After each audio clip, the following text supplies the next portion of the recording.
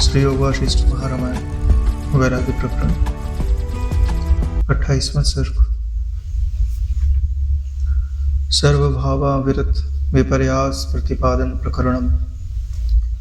राम जी के जगत के नित्यता का वर्णन। राम जी ने कहा कि हे ब्राह्मण, जो यह स्थावर जंगम जगत दृष्टिगोचर होता है वह स्व संगम की भांति अस्थिर है। यानी जैसे सपना हमारे लिए अस्थिर होता है, वैसे ही जो भी जगत हमको दृष्टिगोचर हो रहा है वो सपने के जैसा है। यानी इसमें स्थिरता नाम की कोई वस्तु नहीं है। जो भी मिलेगा वो हर पल बिछड़ने के लिए ही मिल रहा। कितनी ही बड़ी उपलब्धि क्यों ना हो, अनुपलब्धि में अवश्य ही बदल जाएगी। जैसे इस जन्म में मान लो तुमने 1000 करोड़ इकट्ठा कर लिए, लेकिन मृत्यु के पश्चात वो 1000 करोड़ आपके लिए जीरो हो जाएंगे। कितने ही नाम आपने कमा लिया, यश कमा लिया, मृत्यु के एक झटके में वो सारा यश आपके लिए शून्य हो जाएगा। तो आप निश्चित समझ लीजिए कि ये सपने के जैसा है। सपने की वस्तु का मूल्य तभी तक है जब तक सपना है। सपने के टूटने के बाद किसी वस्तु का कोई मूल्य नहीं रहता। इसलिए नारायण कब तक माया में उलझते रहोगे। अब तो ये खेल बंद कर दो और जो वास्तविक तत्व है उसमें खड़े हो जाओ। हे मुने, आज यहाँ शुष्क सागर के सदृश से जो विशाल गड्ढा दिखाई देता है वही कल मेघमाला से लिपटा हुआ पर्वत हो जाता है। यानी यहाँ जो गड्ढा है कल वो पर्वत हो जाता है। यही तो परिवर्तन है। जो आज रंक है कल वो राजा हो जाता है, जो राजा है वो रंक हो जाता है। आज जो यहाँ विविध वनों से युक्त गगनचुंबी पर्वत दिखाई देते हैं, कुछ ही दिनों में वही समतल धरती के रूप में या गहरे कुएं के रूप में बन जाता है। ये परिवर्तन ही प्रकृति का नियम है। आंखों से देखने वाली वस्तु सदा एक सी तो नहीं रहेगी और सदा मनोअनुकूल भी नहीं रहेगी।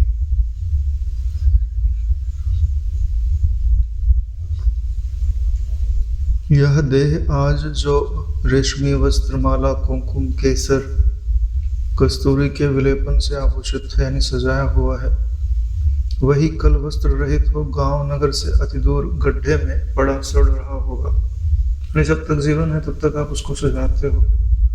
मृत्यु के उपरांत तो आपके घर वाले आपको घर में नहीं रखेंगे, या तो जला दिया जाएगा या तो कब्र में सड़ेगा। जहां आज श्रेष्ठ आचार वाले व्यक्तियों की चहलकदमी से युक्त नगर दिखता है, कुछ ही दिन के अंतराल में वहां अरण्यवत हो जाता है या वह अरण्यवत हो जाता है। जो आज गांव है, बस्ती है, शहर है, समय पाके काल सबको नष्ट कर देता है, खंडहर हो जाता है, फिर नई सभ्यता का विकास होता है। ऐसे तो चलता है। खुदाई में नहीं मोहनजोदड़ो के नगर मिलते हैं, वो सभ्यता दब गई मिट्टी के अंदर। ऐसी कोई आपदा आती है, विपत्ति आती है, तो जैसे सुनामी आई थी, गांव के गांव पूरे पानी के अंदर, बिल्डिंगों ऊंची लहर जब चलेगी तो सब साफ ही कर देगी वो। जैसे घरौंदे बना के बच्चे उसको मिटा देते हैं, ऐसे ईश्वर सृष्टि में परिवर्तन करते रहता है। जो व्यक्ति आज तेजस्वी है, विविध मंडलों का शासन करता है, वही कुछ दिनों के बाद भस्म राशि के रूप में परिणत हो जाता है। बड़ा तेजस्वी दिखाई दे रहा है, बड़ा प्रभाव दिखाई दे रहा है। आज जो महावन विस्तृत एवं नील कांति से आकाश मंडल के सदृश है, वही कुछ दिनों के बाद पताकाओं से युक्त आकाश को संव्याप्त हो वो महानगर बन जाता है। यानी आज जो वन है वो कल नगर बन जाता है। वही तो हो रहा है, जंगल काट काट के शहर बना दिया जा रहा है, और फिर शहर उजाड़ के फिर जंगल बन जाता है। चीन ने ऐसे बहुत सारे सिटीज बना के रखे हुए हैं जिनमें रहने वाला कोई नहीं। पैसा बहुत है तो शहर बना के उन्होंने रख लिया, लेकिन अब वहां कोई रहने वाला नहीं है। आज लताओं से जो आच्छन्न भयानक वन श्रृंखला दिखाई पड़ती है, कुछ ही दिनों में वह जल एवं वृक्षहीन मरुभूमि बन जाती है। जल थल बन जाता है, थल जलाशय बन जाता है। काष्ठ जल एवं तृणों से ढका संपूर्ण विश्व विपरीत स्थिति को प्राप्त होता है। यानी जो भी स्थिति आज है, कल वो स्थिति बदल जाएगी नारायण। ये स्वाभाविक परिवर्तन है, लेकिन परमात्मा की जो प्राप्ति है उसके लिए पुरुषार्थ करना पड़ता है। वो स्वाभाविक परिवर्तन से नहीं होता। ये जो प्रकृति में परिवर्तन है वो दृश्य मात्र ही है। परमात्मा को प्राप्त करना है तो पुरुषार्थ के अधीन है। आप अमीर हो सकते हो प्रारब्ध से, आपको प्रारब्ध से यश भी मिल सकता है, प्रारब्ध से पुत्र पत्नी भी मिल सकती है, लेकिन प्रारब्ध से परमात्मा नहीं मिल सकता, क्योंकि ये प्रारब्ध के अधीन रखा ही नहीं गया, ये तो पुरुषार्थ के अधीन है।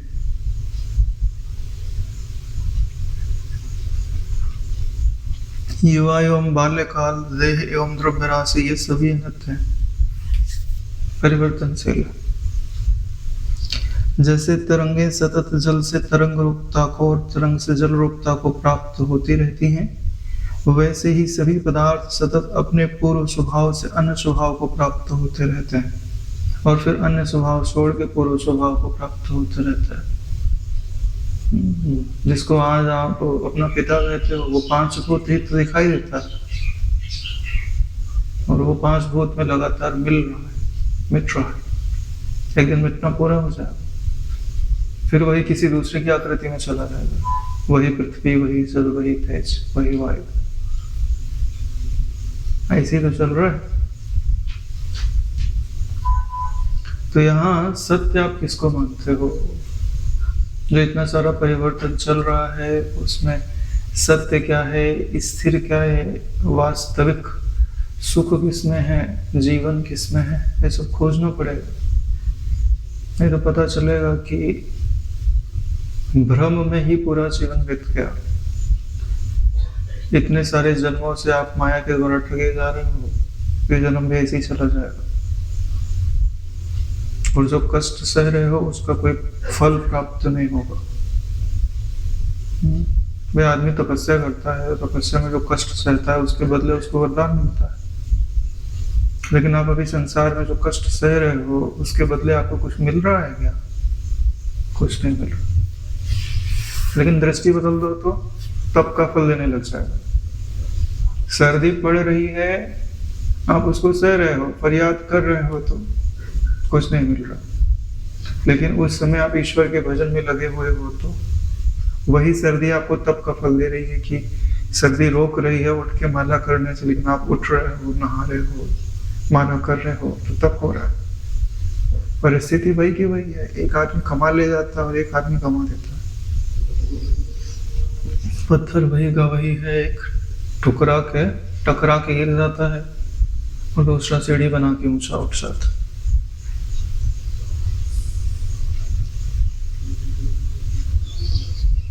जगत में प्रखर वायु द्वारा पूर्ण स्थल में रखे हुए दीप शिखा की भांति अति चंचल है।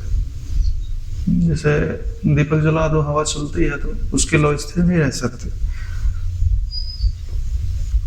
तीनों लोकों में सभी पदार्थों के प्रभाव विद्युत की भांति नश्वर है। ऐसे तीनों लोकों की जो प्रभाव है वो भी कौन सी वायु चल रही? काल रूपी वायु चल रही है। काल रूपी वायु सारी प्रभावों को, सारी ज्योतियों को हिला के रखे, स्थिर नहीं रहने देते। अरे ब्रह्मा विष्णु महेश को स्थिर रहने नहीं देते, सबको बदलते रहती है। जैसे धान्य आदि की राशि नित्य वैसे अथवा क्षेप में वपन करने से पूर्ण होने पर अंकुर आदि रूप से सतत विपर्य को प्राप्त होती है, ऐसे ही सभी प्राणियों की श्रेणी बारंबार नित्य ही प्राप्त होती है। यानी जैसे धान्य आदि हैं, अगर आप इनको जमीन में व्यय कर देते हैं तो जमीन में गिरेंगे तो अंकुर निकलेगा, फिर उनसे परंपरा जन्म लेगी। ठीक है, ऐसे जितने प्राणी हैं वो भी अपनी वंश परंपरा को बढ़ाते रहते हैं, यानी संसार जो है ऐसे ही आगे बढ़ते रहता है। यानी लिखा है कि यह सभी प्राणी श्रेणी में बारंबार नित्यता ही प्राप्त होती है, यानी उनकी जो परंपरा है वो चलते रहती है, लेकिन वो परंपरा परिवर्तनशील है, प्रवाह रूप से नित्य कही जाती है, विचार रूप से नित्य नहीं होती। क्योंकि जल बह रहा है तो ये वही जल नहीं है, हर पल नया जल आ रहा है नदी में।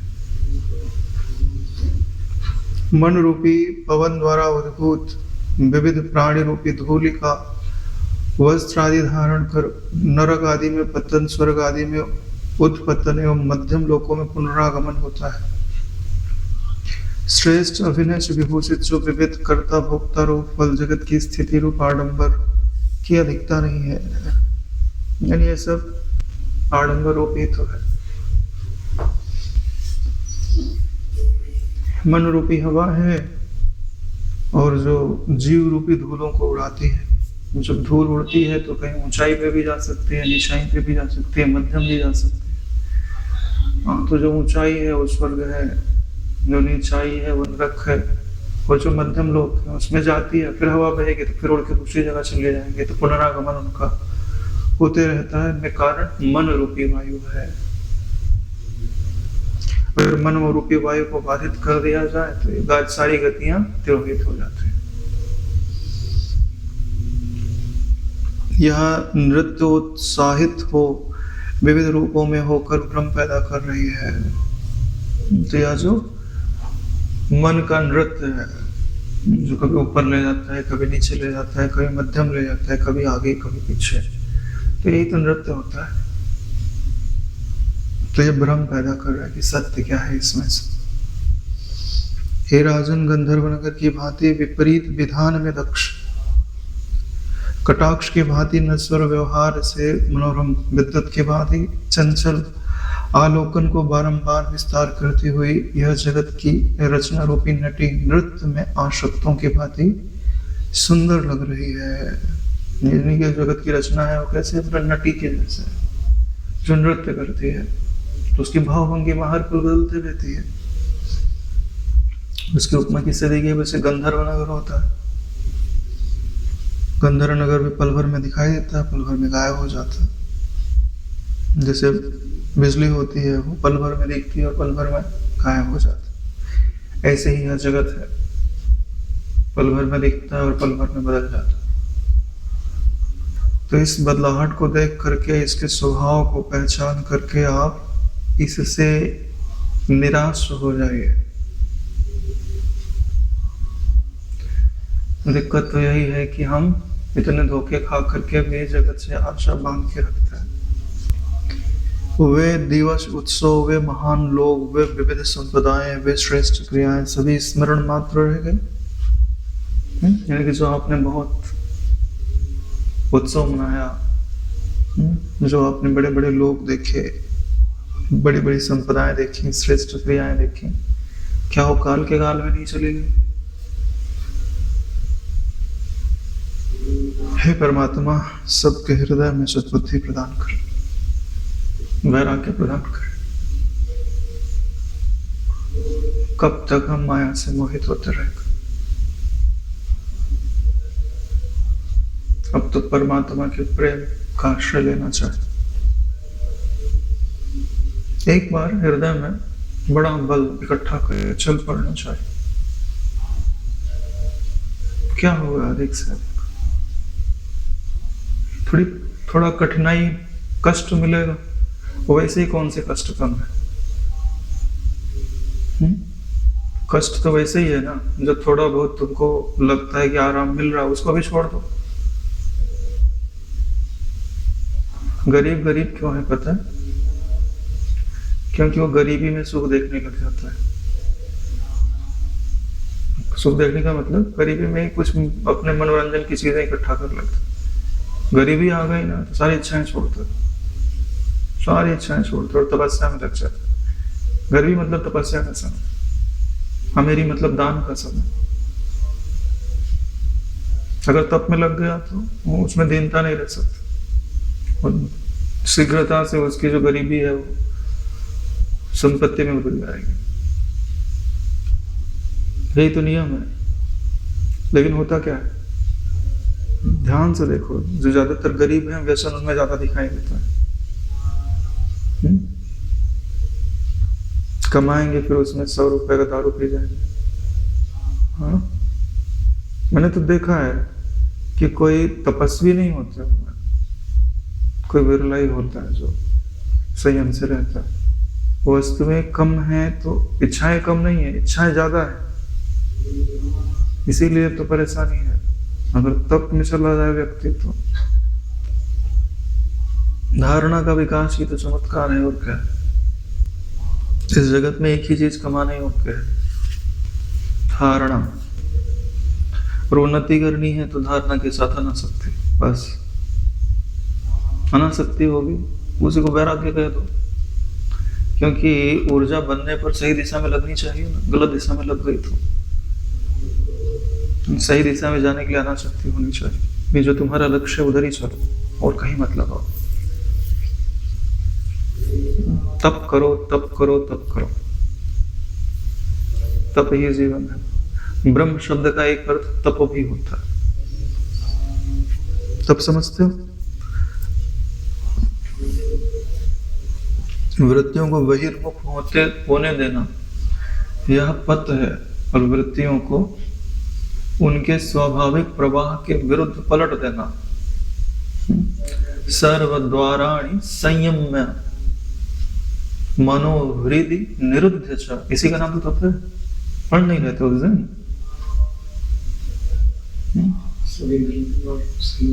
हाँ, सारे इंद्रियों के द्वारों को बंद करके मन को हृदय में ही निरुद्ध कर दे, इसी को तप कहते। अब इसके बहुत सारे तरीके होते हैं, तरीके खुद ही ढूंढो, है ना भाई, जिसको जैसा अच्छा लगता है वैसे। ये सब सारी क्रियाएं स्मरण मात्र ही रह गई। हम सब भी कुछ ही दिनों में चले जाएंगे, यानी हम सब यहाँ रहने वाले नहीं है। प्रत्येक दिन नष्ट हो रहा है, प्रत्येक दिन प्रगट हो रहा है, किंतु इस दुष्ट जगत का अंत अभी तक नहीं हुआ। यानी दिन आ रहे हैं, दिन जा रहे हैं, इसमें बेचारे प्राणी आते हैं, दुख झेलते हैं, सुख की आशा में भटकते हैं और अंत में नष्ट हो जाते हैं, मगर कुछ पाते नहीं, फिर जन्मते हैं। यह जो चक्र चल रहा है उसमें वो जो पीड़ा भोग रहे हैं वो अत्यंत दुखदायी है। और उस काल को दया नहीं आती, घुमाते रहते। तुमको दया आनी चाहिए और किसी को तुम पे दया नहीं आएगी। तुमको अगर अपने आप पे दया आ गई ना तो और किसी की दया की जरूरत नहीं है, क्योंकि तुम राजी हो, ईश्वर तो सदा ही राजी है और तुम्हारे गुरु भी सदा राजी है। वो कभी बेराजी तो होते ही नहीं है। तो यानी तुम कमी कितनी है? सिर्फ हम स्वयं पे राजी नहीं है, इसके सिवाय कोई कमी नहीं है। सच्चाई तो यही है, और क्या सच्चाई। अगर हम चाह लें कि हमें ऊपर उठना है तो कोई रोक नहीं सकता। जैसे आप सांस लेते हो तो ऑक्सीजन है ना वातावरण में, ऐसे ही उन्नति के उपाय भी है वातावरण में, सिर्फ मांग होनी चाहिए। भाई ईश्वर और क्या करेगा, मनुष्य बना दिया, भारतीय संस्कृति में जन्म दे दिया, ब्रह्मज्ञानी गुरु दे दिए, सत्संग दे दिया, उसको समझने वाली बुद्धि दे दी और थोड़ा थोड़ा अनुभव भी दे दिया। अब और क्या आशा करते हो? हाँ, थाली में परोस के दे दे वो तुमको। अरे थाली में ही परोसा है ना, ध्यान से देखो, थाली में ही रखा है, सामने ही है तुम्हारे। ऐसी कौन सी बात है जो तुमको समझ नहीं आ रही?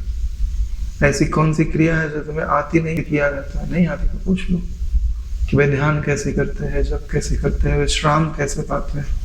अरे लोग यहाँ गाइडेड मेडिटेशन बना के डाल दिए, कान में लगाना है, सुनते जाना है, दोहराते जाना और डूबते जाना, हो गया खत्म कहानी। अब इससे आसान क्या किया जा सकता है? अब कोई करे ही नहीं तो उसके लिए तो नारायण माया सिर चढ़ के बोल रहे, क्या कुछ नहीं किया जा सकता। हाँ, कुछ दिन करो और कुछ अनुभव ना हो तो प्रश्न करो कि भाई हम जाके यहाँ पे हमारी मनोवृत्ति यहाँ पे अटक जा रही है, इसके बाद हम कुछ निश्चय नहीं कर पा रहे हैं, तो उसके ऊपर कुछ सोचा जाए। राम जी का कहना है कि हे विभो, मानव पशु पक्षी आदि योनियों को प्राप्त होता है, पशु पक्षी आदि मानव योनि को प्राप्त होते हैं, देवता भी अदेवता हो जाता है, तो फिर कौन सा पदार्थ इस जगत में स्थिर है? यानी कोई भी पदार्थ इस जगत में स्थिर नहीं है। काल रूप सूर्यदेव अपनी किरणों से दिन रात प्राणियों की सृजना करते हैं, यानी जो सूर्य है उसी से तो प्राणियों में जीवन है। अपने समय को व्यतीत कर विनाश की अवधि देखते रहते हैं। और ये प्राणी कैसे हैं कि सूर्य भगवान ने जीवन दिया, लेकिन ये बस विनाश की प्रतीक्षा कर रहे हैं, कब विनाश आएगा और कब हम नष्ट हो जाए। अरे इसके लिए थोड़ी ना शरीर मन बुद्धि दिया हुआ है, शाश्वत तत्व को पाने के लिए मिला हुआ है।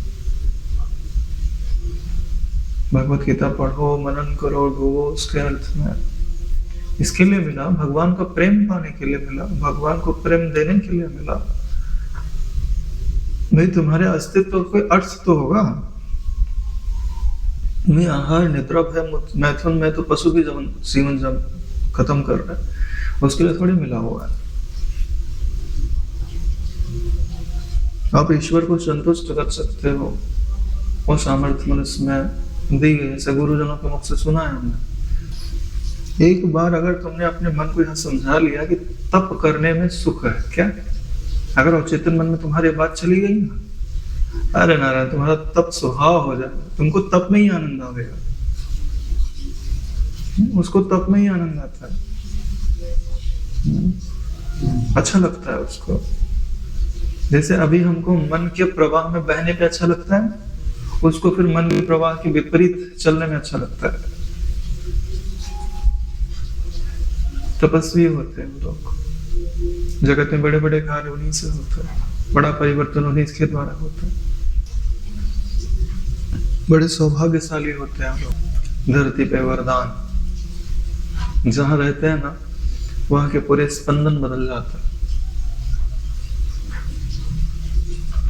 समस्त जल बड़वा नल की ओर भागे जा रहे हैं, बड़वा नल उनको जला के भाप बना के उड़ा देगा। उसी भांति ब्रह्मा विष्णु रुद्र तथा सभी भूत की जाति विनाश की ओर दौड़े जा रहे हैं। जब इन लोगों को कह दिया गया विनाश की ओर दौड़े जा रहे हैं, तो हम लोगों की तो बात ही छोड़ दीजिए। देवलोक, पृथ्वी, वायु, आकाश, पर्वत, नदियां, दिशाएं विनाश रूप अग्नि के सूखे ईंधन है, यानी अग्नि ने जला डालेगी। विविध धन, बंधुजन, सेवक, मित्र, मैश्वर, ये सभी विनाश से डरे मनुष्य के लिए रसहीन हो जाता है। अगर मनुष्य इनको देख ले कि सब विनाश के गाल में जा रहे, तो ये सब रसहीन हो जाने चाहिए, लेकिन होते का नहीं। मृत्यु की सैया पे बैठा हुआ है और वो भोगने की इच्छा कर रहा है। यही तो माया ने मोहित कर रखा। नहीं, तुम चिल्ला रहे हो भाई, चिल्ला रहे हो भाई, आगे मत जा, गड्ढा है, गिर जाएगा।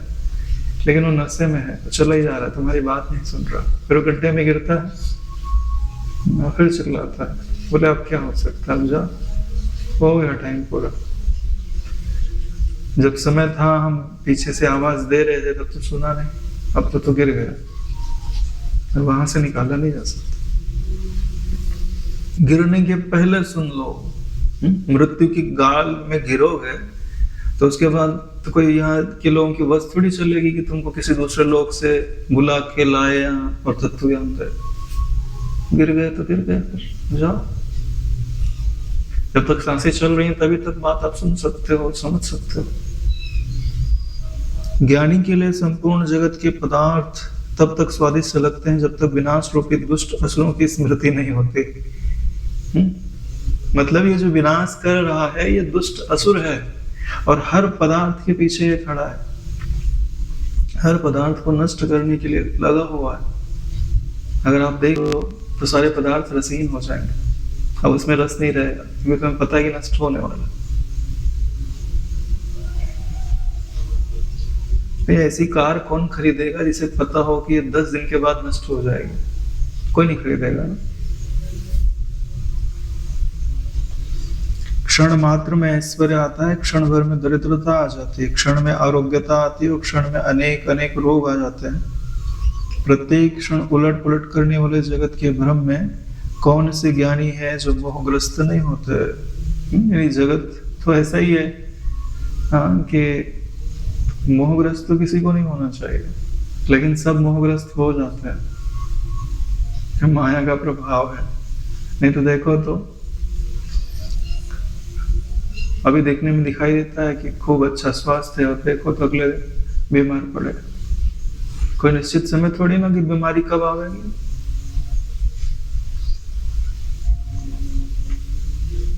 आज खूब अमीर हैं, पता चला अगले दिन गरीब हो गए। हाँ, शेयर मार्केट में पैसा लगा के रखते और डाउन हो गया शेयर तो अगले आत्महत्या करने की नौबत हो जाती। आजकल तो ऐसे ही सिस्टम हो गया। पहले तो लोग धनी थे तो गरीब होने में समय लगता था, आजकल समय भी नहीं लगता। मार्केट डाउन हुआ नहीं कि क्षण मात्र में यह आकाश मंडल तमस रूपी कीचड़ में लिप्त होता है और क्षण मात्र में सुवर्ण के सदृश कोमल चंद्रादि की कांति से सुंदर लगता है। यानी कभी कभी काले काले बादल छा जाते हैं और कभी सुंदर चांद निकल जाते हैं। परिवर्तनशील है। यही जगत की स्थिति है। क्षण भर में मेघ रूपी नीलांबुजों की माला से आकाश मंडल सुशोभित होने लगता है और क्षण भर में महान भयावह उच्च शब्दों से युक्त होता है। क्षण भर में ही गूंगे की भांति मौन हो जाता है। कभी बादल गरजते हैं, कभी मौन हो जाता है, कभी नीला नीला है, कभी काले बादल छाए हुए हैं। क्षण मात्र में तारागणों की सर्जना विचित्र लगने लगती है और क्षण भर में सूर्य का आलोक शोभित हो जाता है। नहीं, पल भर में रात आ जाती है, पल भर में दिन हो जाता है। अरे ऐसे ही तो है। प्रगट एवं लोप होने में लीन, क्षण भर में विनाश वाली स्थिति हो जाती है। इस जगत की ऐसी स्थिति में ऐसा कौन सा धीर पुरुष है जो नहीं डरता। यानी अगर धीर पुरुष है, उसके पास विवेक है तो डरेगा अवश्य। इस जगत का स्वरूप ही ऐसा है। जैसे चुड़ैल उड़ैल नहीं होती, पल भर में खूब सुंदर सुंदर दिखाई दे रही और गुस्सा हो गई तो अरे जो भयानक रूप बनाया ये तुम देख के ही मर जाओगे। मनोरूप है ना। पल भर में गधी बन जाए, घोड़ा बन जाए, सियार बन जाए, शेर बन जाए, सुंदरी बन जाए, नहीं तो राक्षसी बन जाए। अब बोलो वास्तविक रूप क्या है उनका? कोई वास्तविक रूप नहीं होता। जैसी भावना करेगी वैसा बन जाएगा। ठीक वैसी जगत भावना मात्र तो जगत है। जैसे तुम भावना करते हो वैसी ही जगत है। ये तो पुरुषार्थी के लिए है। जैसी भावना होती है वैसा जगत है। ये जो संसार में बहे जा रहे हैं उनके लिए है? जो धारणा शक्ति का विकास कर लेते हैं उनके लिए क्या कहा जाता है?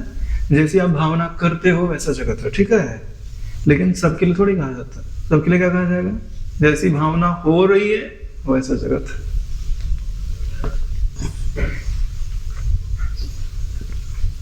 हे मुने, क्षण में ही आपदा, क्षण में ही संपदा, क्षण में ही जन्म, क्षण में ही मृत्यु रूप इस जगत में ऐसी कौन सी वस्तु है जो नश्वर नहीं? यानी सब कुछ नश्वर ही है। आपदः क्षणं मायान्ति, क्षणं मायान्ति संपदः, क्षणं जन्म, क्षणं मृत्यु, मुने किम एव न क्षणम्। वही व्यक्ति पहले और रूप था, कुछ दिनों के बाद कुछ और हो गया। हे भगवान, इस जगत में एक रूप से स्थिर अन्य कोई पदार्थ भी नहीं है कि जो सदा एक जैसा रहता हो।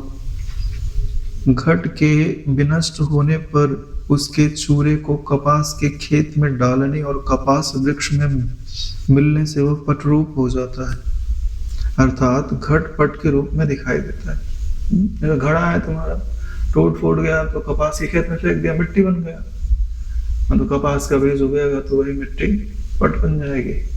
जो आज घड़ा था वही कपड़ा बन गया।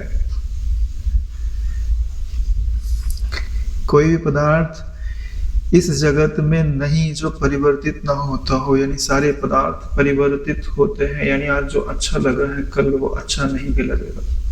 ये बात निश्चित समझ लो। हे मन, तो यह बात निश्चित समझ लो है कि जो आज अच्छा लग रहा है वो कल कोई जरूरी नहीं है कि अच्छा लगेगा। ये सारी बातें दृश्य के लिए हैं। परमात्मा सदा ही अच्छा लगता है। उसमें जो अच्छा लगना है वो बढ़ता जाता है और जगत में जो अच्छा लगना है वो घटता जाता है। निश्चित समझ लो आप। तुम्हारी दृष्टि अगर बहिर्मुख होकर के किसी पदार्थ में विषय का सुखरूपता का आरोप कर रही है तो सुखरूपता धीरे धीरे घटती जाएगी। चलो प्राप्त नहीं है तो जब तक प्राप्त नहीं है तब तक थोड़ी थोड़ी बढ़ेगी, जब प्राप्त हो जाएगी थोड़ी देर लगेगा कि स्थिर है, फिर डाउन होगी तो फिर डाउन होगी, फिर नहीं रुकेगी। होता तो ऐसे ही है।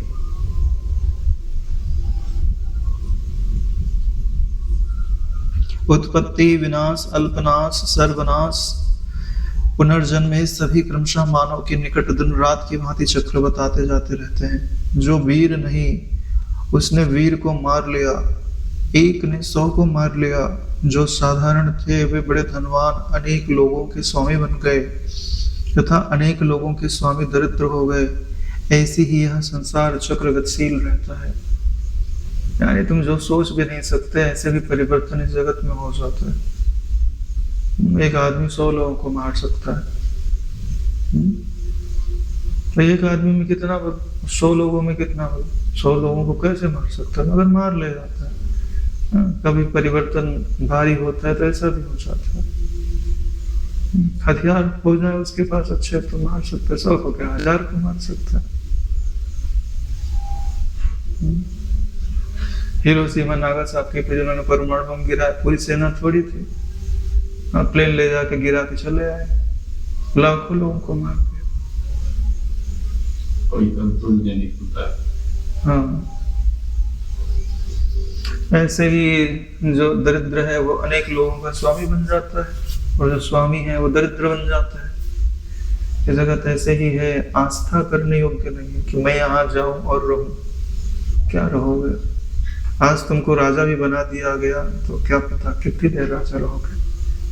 आज तुम्हें सुखी भी बना दिया गया तो क्या पता कितनी देर सुखी रहोगे।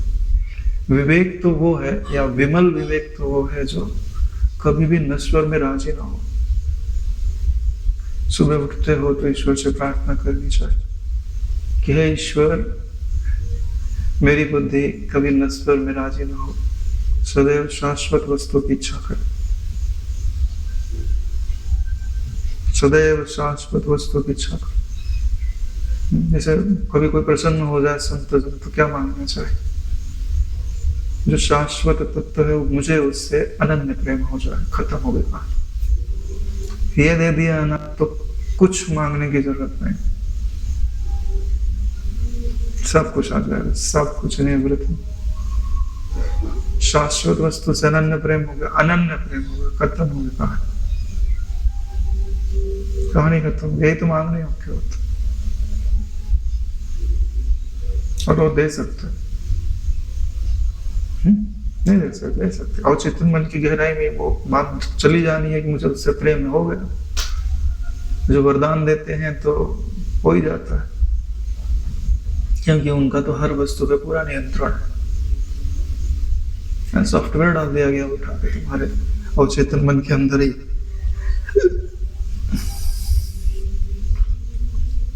यह सभी चैतन्य मन देहों का समूह सतत विपर्य दशा को वैसे ही प्राप्त होते रहता है। इसे जल की गति के संसर्ग से तरंगों की पंक्ति प्राप्त हो जाती है। यानी कि जितने विद्या चैतन्य ने धारण कर रखे हैं वो सब परिवर्तन को प्राप्त होते रहते हैं। ठीक वैसे ही जैसे जल में लहर उत्पन्न होते रहते हैं। बाल्यकाल कुछ दिनों में चला जाता है, तदनंतर यौन की शोभा भी कुछ ही दिनों में बीत जाती है। फिर जरावस्था ग्रस लेती है, तत्पश्चात मृत्यु भी आ धमकती है। जब देह में एक रूप से कोई स्थिर नहीं है तब फिर बाहरी पदार्थों का क्या विश्वास किया जाए। जब देह ही स्थिर नहीं है तो बाहर के पदार्थों की बात ही क्या करते हैं। सब अस्थिर है, सब आकर के चले जाते हैं। यह मन क्षण में ही प्रसन्न, क्षण में ही शोकयुक्त होता है, क्षण में ही शांत, क्षण में ही क्रुद्ध हो जाता है। यह सभी में नट की भांति लीला दिखाता है, बालक की भांति विधाता संरचना करता हुआ क्रीड़ा कर रहा है। यानी ये जो मन है वो बालक की तरह है और कभी विधाता बन जाता है, वही संरचना करता है और वही मिटा देता है। जैसे बालक क्रीड़ा में कभी कुछ करता है, कभी कुछ करता है और करते हुए थकता नहीं है, वैसे विधाता भी कभी इधर कभी उधर अथवा कभी अन्यत्र करता हो, कभी खिन्न नहीं होता, कभी थकता नहीं है। सब विधाता का ही तो खेल है। कहाँ तो ग्राउंड में घास उगी थी, झाड़ झंखाड़ था, कांटे पड़े थे, और देखो पूरा मैदान चकाचक कर दिया, प्रोग्राम आया तो। याद भी नहीं है कि कितनी घास उगी थी उधर, कितना जंगल हो गया था। दिन में जाने के लिए आदमी डरेगा। हाँ, दिन में डरता था कहाँ सांप होवे, पाँव पड़ जाए तो। बारिश में हम लोग जाते थे तो बबूल का कांटा हटा हटा के उधर से निकलो तो हम देखो पूरा एक उसको नामो निशान खत्म कर दिया। यही तो परिवर्तन है, क्या है? तो फिर से हो सकता है,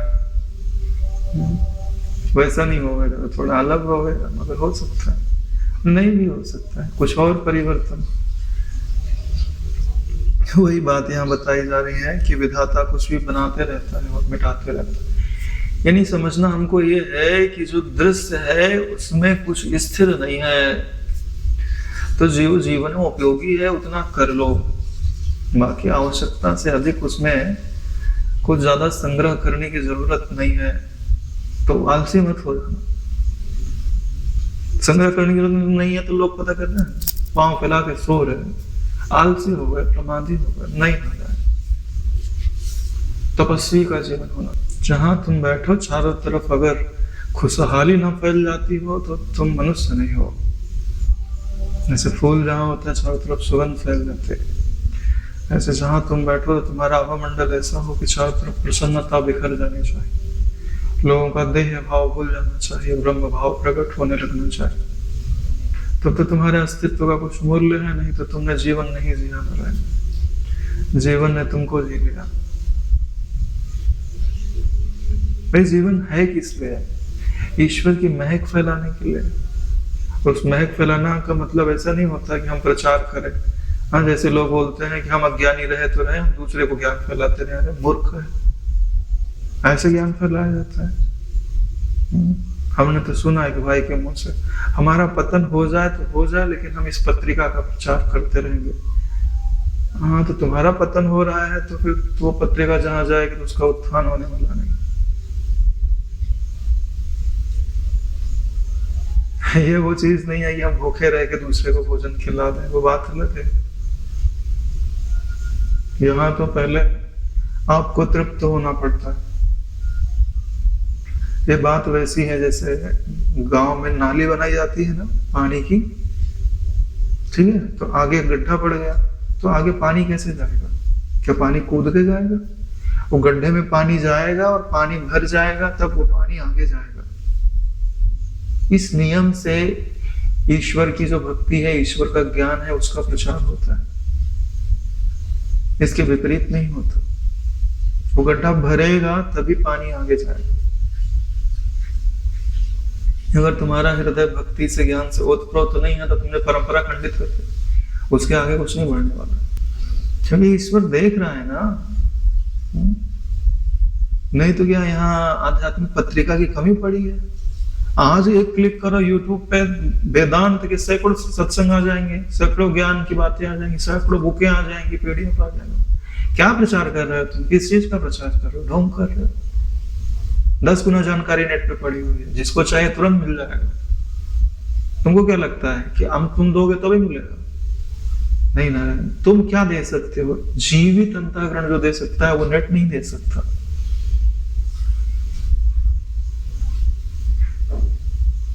वो होता है अनुभव। अगर तुम्हारे पास अनुभव आ गया नारायण तो तुम जीवित अंतःकरण हो गए। ये बात समझनी पड़ेगी। वो जमाना गया है ना। आज तो एक पल में कितनी सारी जानकारियां मिल जाती हैं, कितना सारा ज्ञान मिल जाता है। हर दृष्टांत सही जगह पे नहीं बैठता। रामकृष्ण परमहंस के जीवन से सीखना चाहिए कि उनके पास कोई माई लाए कि बोले भाई मेरा बच्चा गुड़ खाता है, मना कर दो। आप बोलोगे तो नहीं खाना है, नहीं खाएगा, तो बोला ठीक है 1 हफ्ते बाद आना। 1 हफ्ते बाद आया और उन्होंने मना किया, उसने छोड़ दिया। तो बोले 1 हफ्ते बाद क्यों बुलाया? बोले मैं खुद गुड़ खाता था। जब मैं खुद गुड़ खा रहा हूं तो मेरे बोलने से इस पे क्या प्रभाव पड़ेगा? मेरे जीवन में होना चाहिए।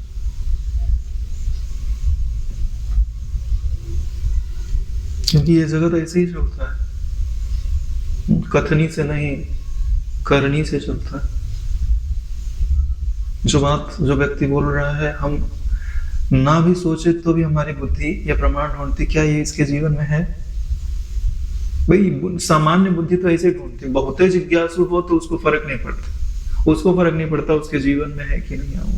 वो प्यासा है, वो तो ले, सामान्य जो होता है वो जरूर देखेगा कि क्या इनके जीवन में जो बात बता रहे हैं, क्या इन्होंने इस चीज का टेस्ट लिया है।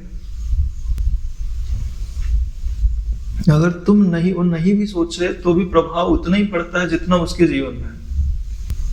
विधाता धान्यादि की भांति लोगों को एकत्र करता है, उनसे अन्यों को बढ़ाता है और पुनः मार देता है, भक्षण कर जाता है, पुनः सृष्टि करता है सांसारी लोगों पर।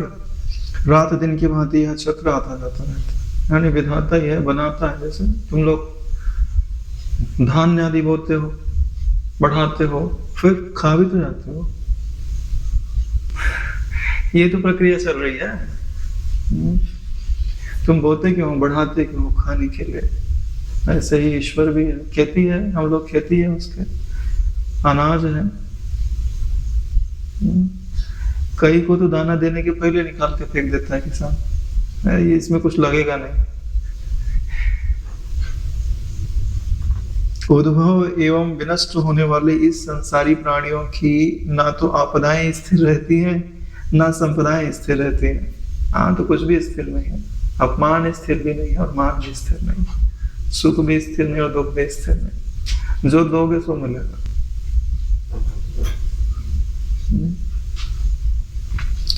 अनादिकाल से ही यह काल समर्थों, चतुर आदि लोगों का भी अनादर के साथ परिवर्तन करने में कुशल है। यानी तुम कितने ही समर्थ क्यों ना हो, कितने चतुर क्यों ना हो, तुम्हें परिवर्तन यह अवश्य कर देगा। तुम्हें यानी तुम्हारे शरीर में, तुम्हारे अंतःकरण में स्वरूप का बोध हो गया तो ये सारी चीजें स्वरूप के बोध की तरफ प्रेरित करने के लिए तो है। वो जान लिया तो ये सारी बातें समाप्त हो जाती। उस तत्व में कोई परिवर्तन नहीं, कुछ अप्राप्त नहीं होता, सब सदा प्राप्त रहता। प्रायः यह सभी को आपत्ति में डालकर क्रीड़ा करता है। कर्म रूपी रस के विपाक से विविधता तीनों लोकों के प्राणियों के देह रूपी फलों को समय रूपी पवन द्वारा जगत रूपी वृक्षों से प्रतिदिन गिराए जाते हैं, अतः ये विश्वसनीय नहीं है। यानी ये जो देह रूपी फल है, इसमें कर्म रूपी रस भरा हुआ है, और यह जो समय रूपी यानी काल रूपी हवा चलती है तो ये फल नीचे गिरता है। जब नीचे गिर गया तो कोई खा ही लेगा, यह तो नष्ट हो जाता है। गिरने का मतलब वही होता है मृत्यु को प्राप्त हो जाना। तो ये विश्वसनीय नहीं है। राम जी का कहना यही है, यही बात हमको समझ लेनी है कि यह जो जगत है वो विश्वास के योग्य नहीं है। ये जो आंख के विषय है ये विश्वास के योग्य नहीं है कि ये मुझे सुख देंगे। ये जो कान के शब्द हैं, विश्वास मत करो कि यह तुम्हें सुख, शाश्वत सुख देंगे, क्योंकि तुम हो शाश्वत और यह है परिवर्तनशील। यदि कष्ट से घबराए के तो युद्ध से हट जाएगा, तो तू जहां भी जाएगा बहुभांति कष्ट उठाएगा। आत्मोजन में पंक्तियां नहीं आती। कष्ट से मत घबराओ, तो जहां जाओगे ना, कष्ट से भाग के जाओगे कहाँ? जहां जाओगे वहां कष्ट ही उठाओगे। लड़ता रहे जो धैर्य से माया खिला सोचित था, बहुबार पटके खाए है तब मल्ल मल्लन पीटता। धैर्य से लड़ता रहे तो एक दिन जीत जाता है ना। जीतना किसको है? अपनी मनोवृत्तियों को ही तो जीतना है, और किसको जीतना? अब तो समझ तो बढ़ ही गई है ना, समझ में तो कमी रही नहीं। कमी है तो अपने मुमुक्षा में कमी है, और किसी चीज में कमी नहीं। मुक्त होने की इच्छा है मगर अनन्य इच्छा नहीं है ना, कुछ और भी चाहते हैं उसके साथ, आनंद भी मिलता रहे, हाँ, शांति भी बनी रहे। रुको रुको, हम बता रहे बात को। ये भी जो तुम्हारी इच्छा है ना, ये भी तो रोक रही है। कुछ इच्छा नहीं होती, आनंद की भी नहीं, सुख की भी नहीं, शांति की भी नहीं, कुछ नहीं। बस तत्व में मिट जाना है, वही हो जाना है। रसस्वाद किसको बोलते हैं? अच्छा लगना। लय किसको बोलते हैं? शांति में डूब गया, आज बहुत बढ़िया लगा, बहुत शांत होता। विघ्न है नारायण। आपको क्या लगता है? अरे माया ऐसे ऐसे भ्रम दिखाती है कि आप एकदम किनारे पहुंच के भी परमात्मा का वास्तविक स्वरूप नहीं पकड़ पाते। आज बहुत आनंद आया, बहुत अच्छा लग रहा था। बात समझ में आ रही? तुम्हारी मनोवृत्ति कहाँ रुक गई? आनंद में रुक गए, बड़ी शांति थी, तो मन लय को प्राप्त हो गया।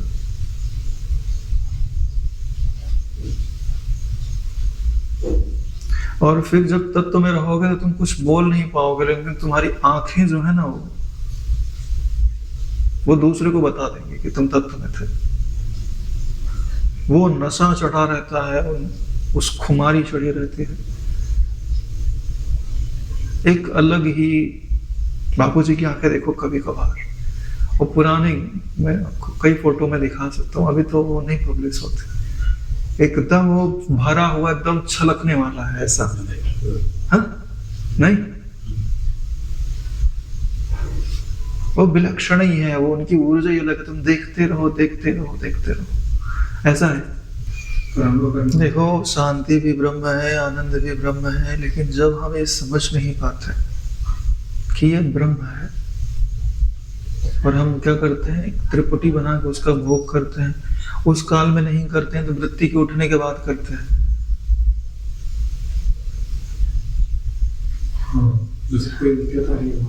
बहुत शांति था, मतलब त्रिपुटी बना दिया तुमने। बहुत शांति था, इसका मतलब शांति भी था, शांति का प्रकाशक भी था। मतलब उसके बाहर आने के बाद वो बना देता है ना। यही बात बताती है कि जीवत्व शेष है।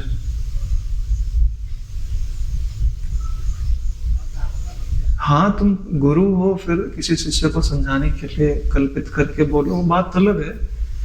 वो बात नहीं बोल रहा मैं, भाई तत्व जिसको होगा वो भी ऐसे ही बोलेगा, लेकिन भीतर में वो नहीं होना चाहिए, वो मैकेनिज्म नहीं होनी चाहिए कि मुझे आनंद आया।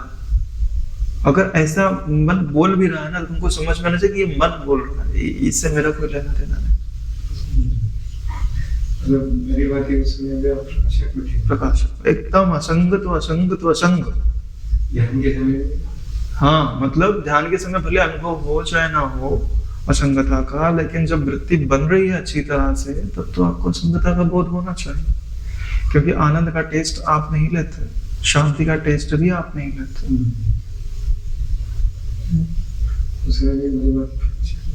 हाँ, किसी ने मुझसे पूछा कि ज्ञान किसको होता है?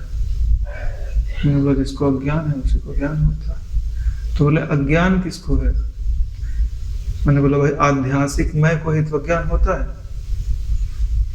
अज्ञान क्या होता है? आध्यासिक मैं ही अज्ञान है, उसको अज्ञान क्या होगा? खुद अज्ञान रूप है। जैसे ही वो समझता है कि मैं ज्ञान मात्र रूप में, वैसे खेल खत्म हो जाता है। तो बोले आध्यासिक मैं क्या होता है? तो भाई जो दृश्य है, दृश्य से जुड़ करके अपने आप को कुछ मानना, इसी को तो आध्यासिक मैं बोलते हैं, या कल्पित मैं बोलते हैं। यानी विचार करने पे जो उपलब्ध ना होवे, और विचार ना करो तो भली भांति दिखाई देवे, उसी को आध्यासिक में या कल्पित में बोलते हैं। और वही सुख और दुख का भोगता है, वही कर्मों का करता है, वही जीव है, वही आता है, वही जाता है, और उसी को ज्ञान होता है। ज्ञान होने पर वह यह समझ लेता है कि ब्रह्म से अतिरिक्त मेरी कोई पृथक सत्ता नहीं है। और जैसे ही बोलता है कि मैं ब्रह्म हूं, वैसे ही उसकी आध्यासिकता या काल्पनिकता बाधित हो जाती है। सही उत्तर है कि नहीं? अब उस भाई को पता नहीं समझ आया कि नहीं, क्योंकि उन्होंने उसके बाद कुछ बोला नहीं, हमने कुछ बोला भी नहीं। हाँ? क्या पता भीतर में कुछ और खिचड़ी पका रहे हो।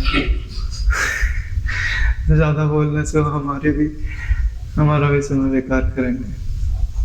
फिर पूछते हैं तो हम बता देते हैं जितनी अपनी यथामति उत्तर देता हूँ, यही कहा जा सकता है ना नारायण। यहीं पे 28वां सर्ग पूर्ण होता है। आज यहीं पर विश्राम लेते हैं। ओम कायेन वाचा मनुष्येन्द्रियैर्वाक्येन सकलं परस्मै श्री सद्गुरुवे समर्पयामि। ओम सहनावतु सहनौ भुनक्तु सह वीर्यं करवावहै तेजस्विनावधीतमस्तु मा विद्विषावहै। ओम शांति शांति शांति। श्री सद्गुरुदेव भगवान की जय।